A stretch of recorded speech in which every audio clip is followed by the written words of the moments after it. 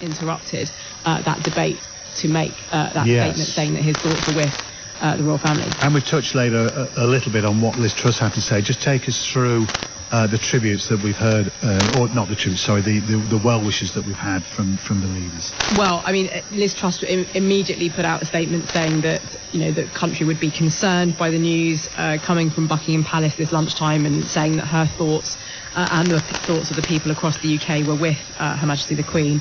Sir Keir Starmer saying shortly after, similarly, that his thoughts were with... Yes, Layla, thank you very much indeed. We'll end that interview there. That's Layla Nafu, our political correspondent. You are listening to BBC Radio 5 Live. It is just after 6:30. We are interrupting our normal programme to bring you some very important news. Buckingham Palace has announced the death of Her Majesty Queen Elizabeth II. This news just coming into us. Yes, the palace hasn't yet given any further details of the circumstances surrounding the Queen's death. However, we are expecting a statement to be released shortly. Just to repeat that news, then, we are now interrupting our normal programming to bring you the very important news that Buckingham Palace has just announced the death of Her Majesty Queen Elizabeth II. Queen Elizabeth was 96, and her death brings to an end the longest reign in British history, spanning 7 decades of immense change. Throughout that time, she was a symbol of stability and continuity, her life underpinned by her devotion to duty. Just to repeat then the news for those of us just joining us. Buckingham Palace has announced in the last few moments the death of Her Majesty the Queen. In a few minutes we'll be joining the rest of BBC Radio for a special programme reflecting on her life, and we'll hear reaction from across the country, the Commonwealth and the rest of the world. Elizabeth was just 25 when she came to the throne in 1952 on the death of her father, King George VI. Britain was still recovering from the Second World War, and many saw her coronation the following year at Westminster Abbey as the dawn of a new Elizabethan age. The Queen was supported for almost her entire reign by Prince Philip. They married in 1947 and went on to have 4 children. He was at her side for 3 major Jubilee celebrations, and she once described him as her strength and stay. Her influence extended far beyond the shores of Britain.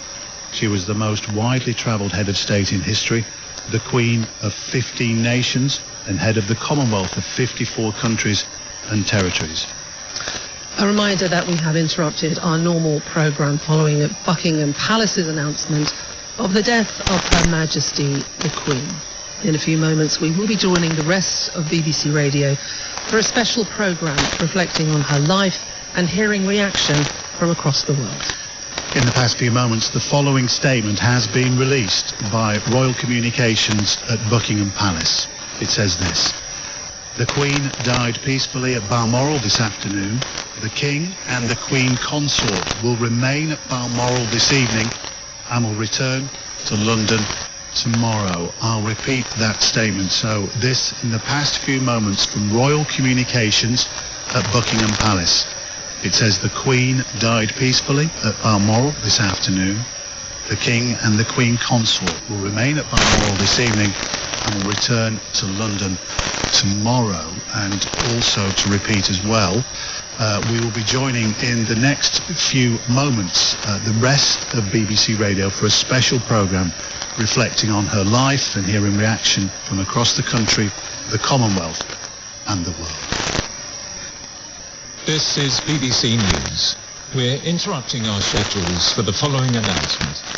Buckingham Palace has announced the death of Her Majesty Queen Elizabeth II. A statement from the palace said, "The Queen died peacefully at Balmoral this afternoon. The King and the Queen Consort will remain at Balmoral this evening and will return to London tomorrow."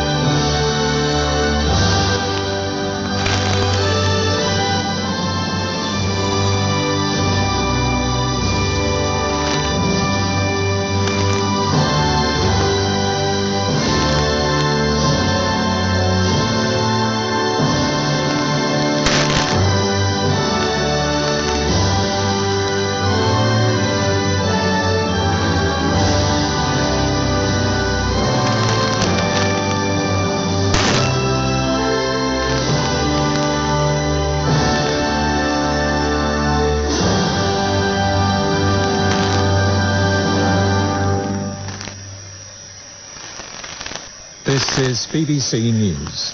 Normal programmes have been suspended because of the death of Her Majesty Queen Elizabeth II. The statement issued by Buckingham Palace a few minutes ago said, "The Queen died peacefully at Balmoral this afternoon. The King and the Queen Consort will remain at Balmoral this evening and will return to London tomorrow."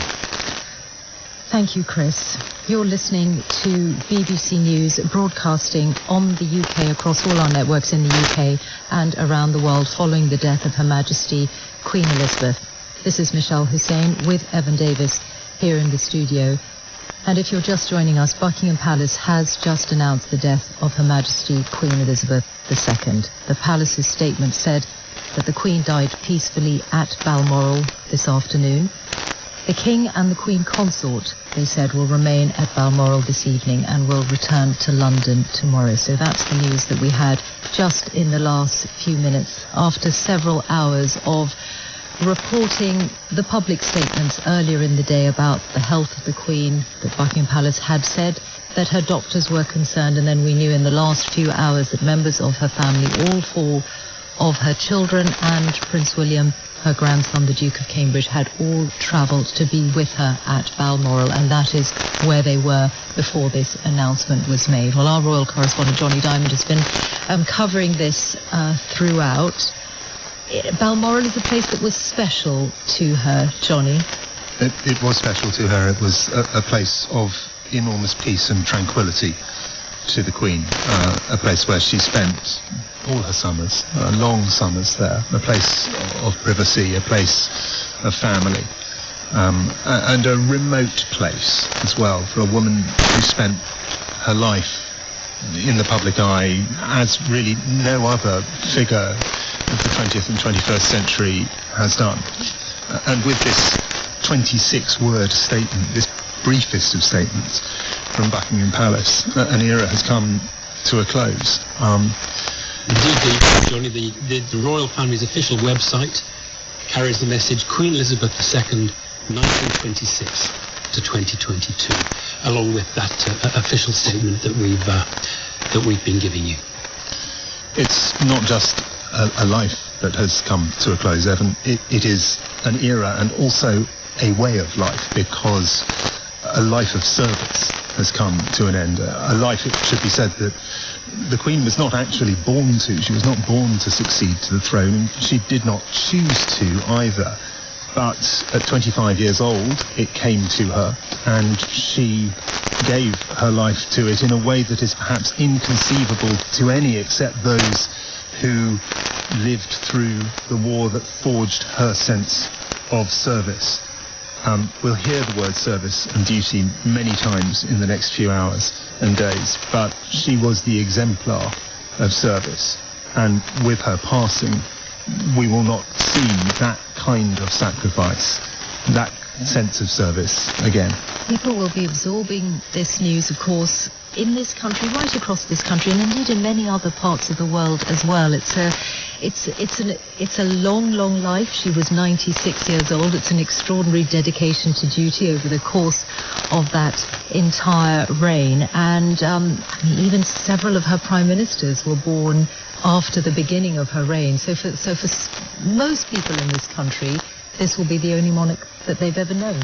Yes, I mean, for most people in this country, and of course, as you mentioned, Michelle, for many people in the countries over which she is their monarch as well, or I should say, was their monarch.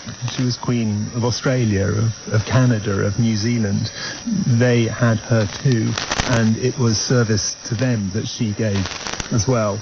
And there will be equal sense of shock and mourning and surprise and disappointment at her passing. Well, just to say, you were listening to BBC News, a special programme on the announcement of the death of Queen Elizabeth II. Let's hear a little bit of her own voice now. She acceded to the throne February 1952. She became, obviously, Britain's longest reigning monarch in September 2015, that was. And in 2022, this year, she marked 70 years on the throne, a symbol of stability and continuity in a world that has changed much, and her life, of course, underpinned by devotion to duty, fulfilling a promise she made on her 21st birthday in 1947. I declare before you all that my whole life, whether it be long or short, shall be devoted to your service and the service of our great imperial family to which we all belong. In 1947, Princess Elizabeth married Philip, Prince of Greece, who would remain her consort and a source of support for the rest of his life. It was fewer than 5 years after her wedding that her father, King George VI, died. The Queen's coronation in June 1953 was memorably the first to be broadcast on television. It drew an audience of millions.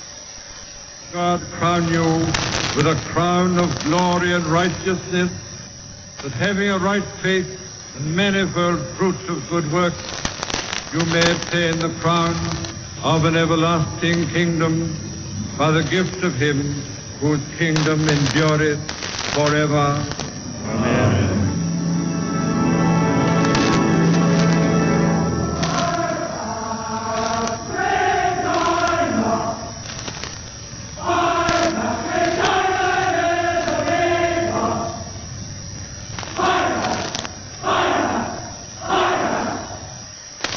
Well, until 2021, of course, the Queen had Prince Philip, Duke of Edinburgh, by her side, her husband of 73 years. And of course, at their golden wedding anniversary in 1997, she made clear how grateful she was for his long-lasting support. He has quite simply been my strength and stay all these years, and I and his whole family owe him a debt greater than he would ever claim, or we shall ever know. At moments of national crisis throughout her long reign, the Queen offered words of unity and hope to the nation, most recently in her broadcast during the coronavirus lockdown in 2020. We should take comfort that while we may have more still to endure, better days will return. We will be with our friends again. We will be with our families again. We will meet again. 2020, and then of course in June 2022, the Queen reached her Platinum Jubilee. In the celebrations, Prince Charles spoke of her long years of service as photographs of the Queen lit the walls of Buckingham Palace behind him. Your Majesty, Mummy,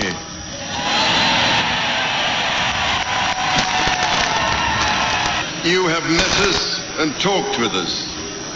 You laugh and cry with us.